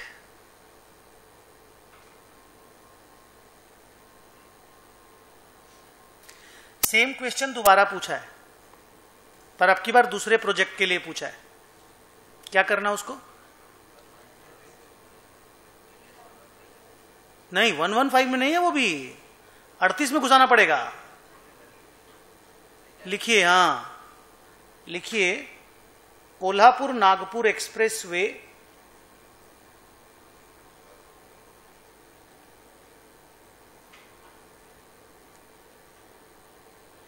should be classified as an intangible asset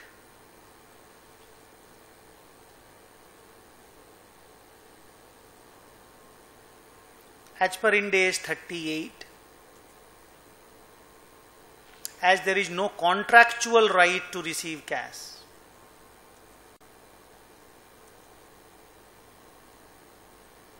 क्या sir? It may come it may not come ना रुपया,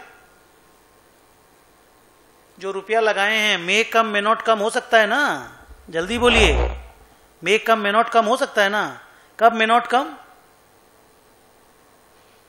अगर गाड़ियां उस road पे ply कम करेंगी तो नुकसान भी होने का चांसेस है। जानते हैं बहुत सारे टोल प्रोजेक्ट इस सब चक्कर में फेल हो गए।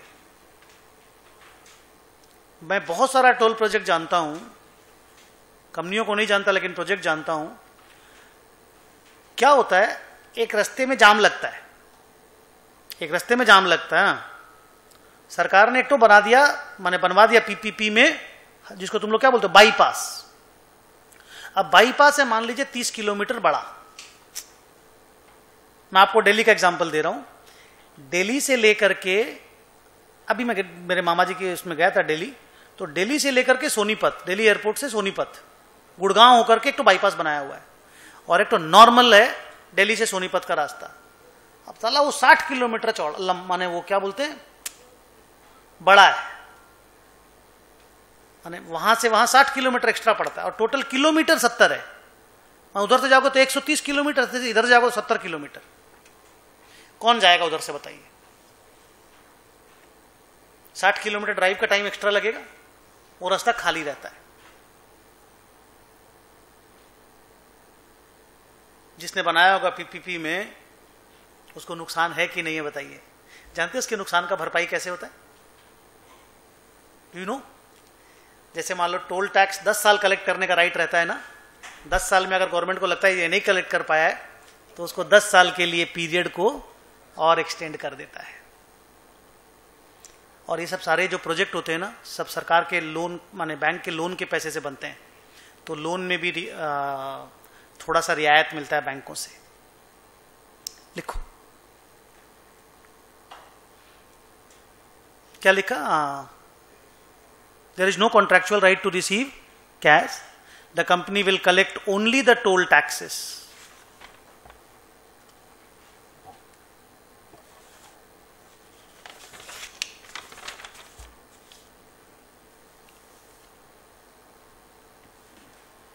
Hence it is an intangible asset.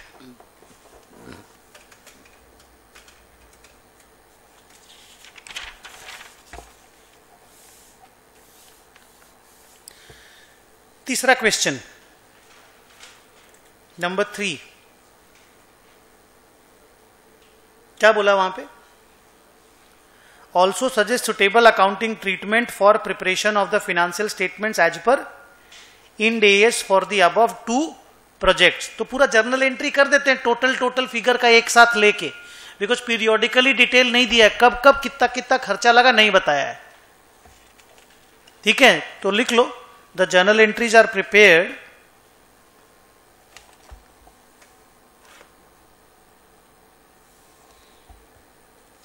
For the entire cost and revenue in one go.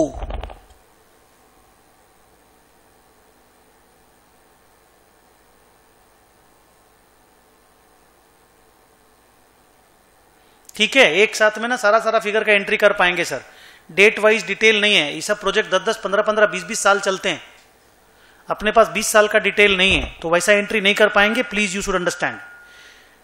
First project में टोटल कितना खर्चा लग रहा है ये बता दो। टोटल 100 करोड़ लिखो। Cost of construction account debit,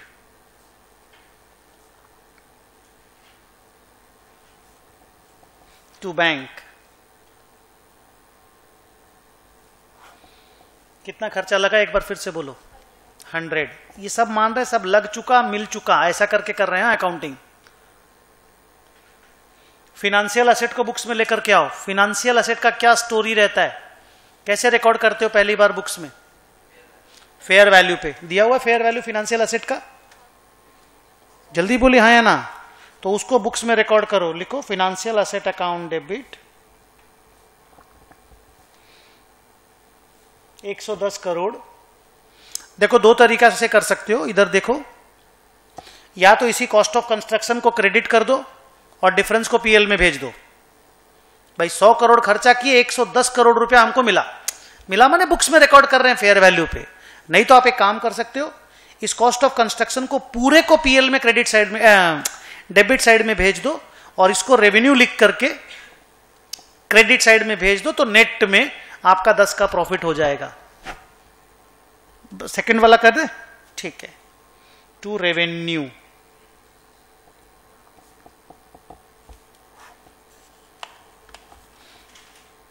और PL to cost of construction.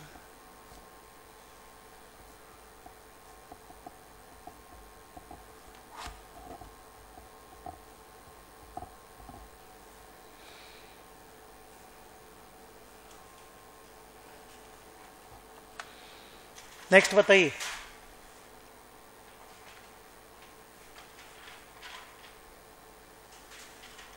और क्या डेटा दिया है? अभी हमको 10 करोड़ रुपए का टोटल प्रॉफिट हुआ है। आगे बोलिए, और क्या डेटा दिया हुआ है? सीधे सरकार से 200 करोड़ रुपए मिलने का एंट्री करना है कि बीच में और भी कोई डेटा है?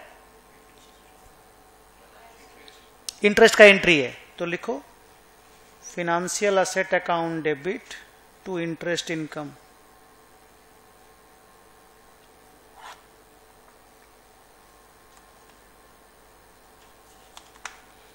कितने रुपए का इंटरेस्ट इनकम का अकाउंटिंग करना है बेटा? 15।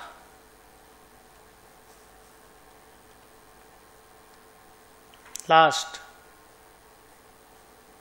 बैंक अकाउंट डेबिट, सरकार से 200 करोड़ लेने का entry to financial asset to income.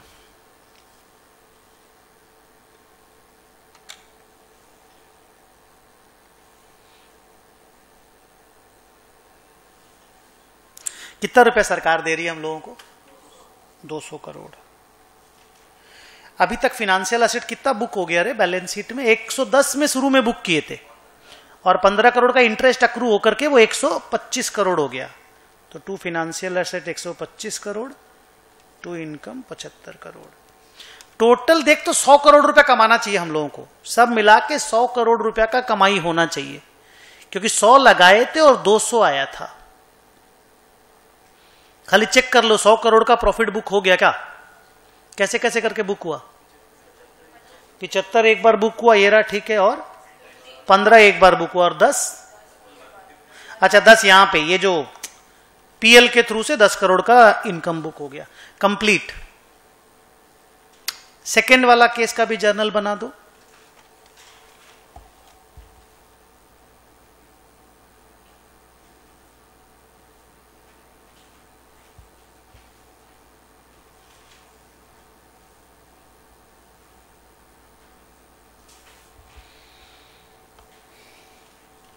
उसी पैटर्न पे एंट्री करोगे जिस पैटर्न पे पिछला वाला था।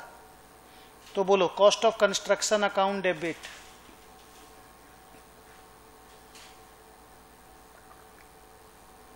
To bank.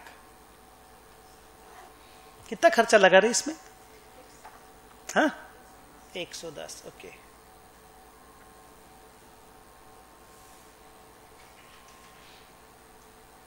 बुक्स में इंटेंजिबल असेट लिखना है। कौन से वैल्यू पे लिखने के लिए इंस्ट्रक्शन मिल रहा है? देखिए क्वेश्चन में फेयर वैल्यू पे लिख लीजिए। Intangible asset account debit to revenue.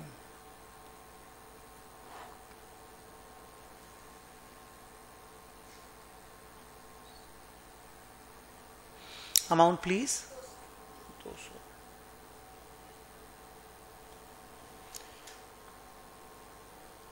अब ये बताओ, शायद डेटा और कुछ भी नहीं दिया हुआ इसके अलावा। अब ये बताओ इसका क्या होगा? और हर साल, अच्छा इसको पीएल में शिफ्ट कर दो, कॉस्ट ऑफ कंस्ट्रक्शन को।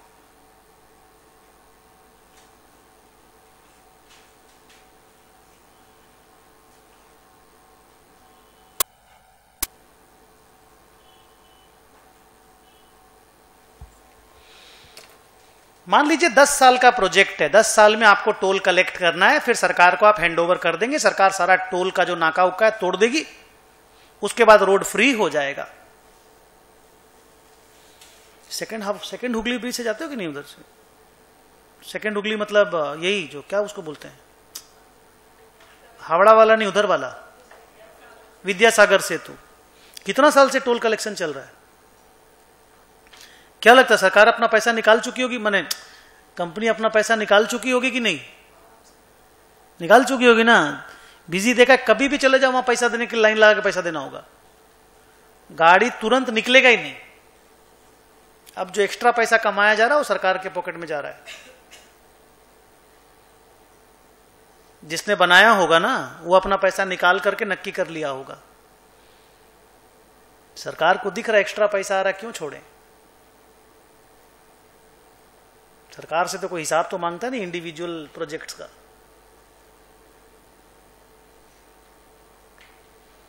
कब का निकल चुका बहुत सारा प्रोजेक्ट्स में। हम लोग का खड़गपुर वाला रास्ता में कब का पैसा निकल चुका है। छोड़िए, सब में रोना रो के फायदा नहीं। ये बताइए 200 करोड़ का क्या करना है आने वाले 10 सालों में, और टोल से जो पैसा आएगा उसका क्या करना है? जल्दी जल्दी कंप्लीट। क्या करेंगे इसका? इंटेंजिबल असेट है, 10 साल में खत्म हो जाएगी लाइफ, अमोर्टाइज, और जो रेवेन्यू आएगा टोल कलेक्ट कर करके पीएल में जाता जाएगा। लिख लो, intangible asset will be amortised and toll revenue goes to P&L.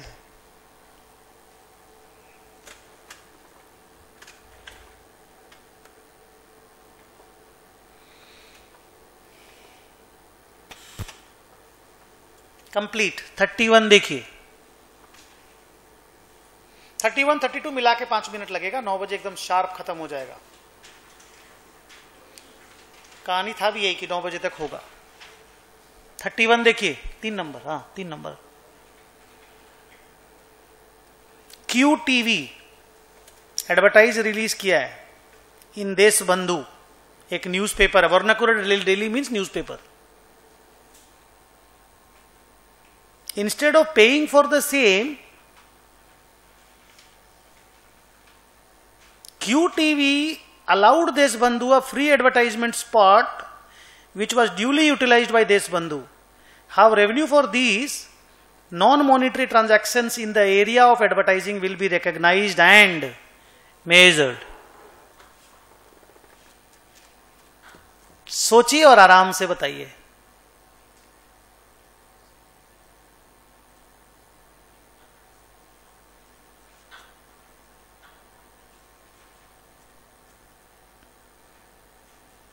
मैं आपको हिंट दूं थोड़ा सा. एकदम पहला क्लास में हम लोग डिस्कशन किए थे, एकदम फर्स्ट क्लास में. अगर सेम प्रोडक्ट कोई मेरा कस्टमर को और कोई तेरा कस्टमर को मीट करवा दे, HPCL IOC का एग्जांपल लेकर के बोले थे, नॉर्थ ईस्टर्न स्टेट्स में ये होता है, तो आपको उसको इग्नोर कर देने से चल जाएगा, वो आप खाली स्टॉक ट्रांसफर होता है. लेकिन अगर प्रोडक्ट सेम नहीं हो तो फिर आप वो काम नहीं कर सकते. तुम तेल दो, हम भी तेल देंगे, तब तक ठीक है. यहां पे देखिए, क्या मोड ऑफ एडवर्टाइजिंग सेम है या एक प्रिंट मीडिया और एक डिजिटल मीडिया, माने एक वो क्या बोलते हो उसको, क्या बोलते हो, हाँ इलेक्ट्रॉनिक मीडिया है. दोनों सेम है कि दोनों को डिफरेंट ट्रीट करना चाहिए? जल्दी बोलिए. डिफरेंट ट्रीट करना चाहिए ना, लिख लो. As per Ind AS 115, if two entities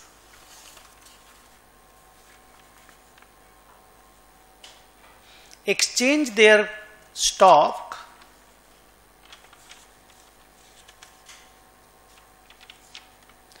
just to meet the requirement of their customers,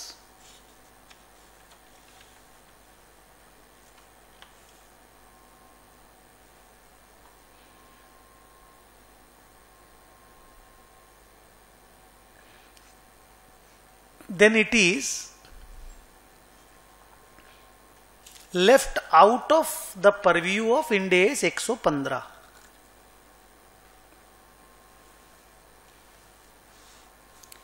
Full stop. But here in this case,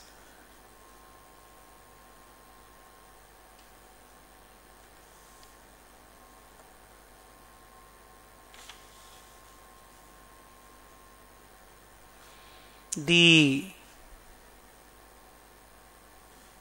nature of service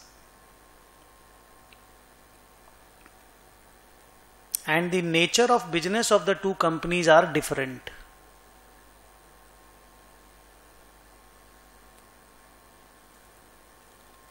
One is in the print media and the other is in the electronic media. तो फिर कैसे sum solve हो रहे? Figure नहीं दिया है, इसी end S 115 से एक ठो वर्ड लेकर के आ. जो मिल रहा है वो हम लोगों को क्या मिल रहा है और हम लोग क्या बेच रहे हैं. तुम न्यूज़पेपर बन जा, newspaper, be a newspaper. What are you selling and what are you getting? क्या यार, you are selling your first page and you are getting a space when the India Pakistan match is played. जल्दी बोली हाँ या ना. तो तुम अपना एक पेज बेच रहे हो, पहला वाला, और तुमको इंडिया ऑस्ट्रेलिया का थर्ड वनडे में वो मिलेगा, स्पेस मिलेगा, आप अपना एडवर्टाइजमेंट दिखा सकते हो. कैसे अकाउंटिंग होना चाहिए बताइए. आप लोग उस दिन हैंडल करके दिए थे. Fair value. फेयर वैल्यू में किस चीज का फेयर वैल्यू पहले लेना पड़ता है बताइए.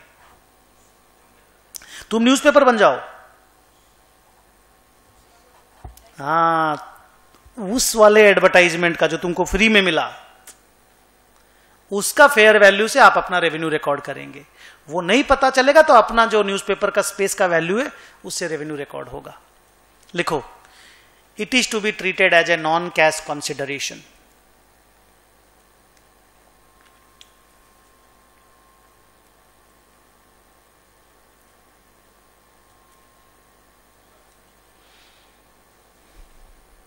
बस दैट्स इट, और लिखने की जरूरत नहीं है। 32 नंबर सम एकदम सेम है, अभी जो 31 बना है ना उसके जैसा ही है, पर उससे थोड़ा सा बेटर प्लेस्ड सम है। मैं पढ़ता हूं। ए लिमिटेड एयरटेल कंपनी है, टेलीकम्युनिकेशन कंपनी। बी लिमिटेड से एग्रीमेंट किया, बी लिमिटेड उसको पावर देगा और ए लिमिटेड उसको 1 लाख मिनट का टॉक टाइम देगा और बी लिमिटेड उसको 20,000 यूनिट का पावर देगा। ए लिमिटेड 50 पैसा पर मिनट चार्ज करता है, बी लिमिटेड 2.5 रुपया चार्ज करता है पर यूनिट। अमाउंट भी मैच कर रहा है, फेयर वैल्यू को लेके कोई पंगा नहीं है। क्या करना है जल्दी बोलो।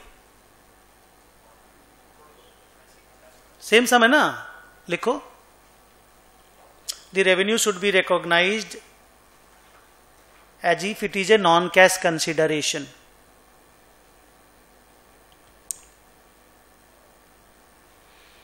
नीचे लिखो, A limited will record revenue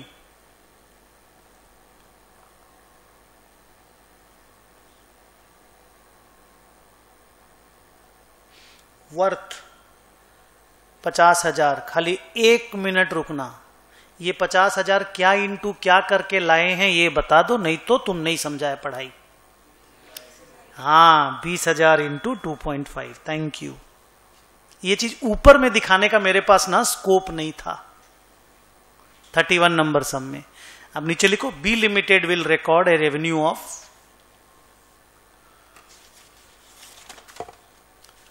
50,000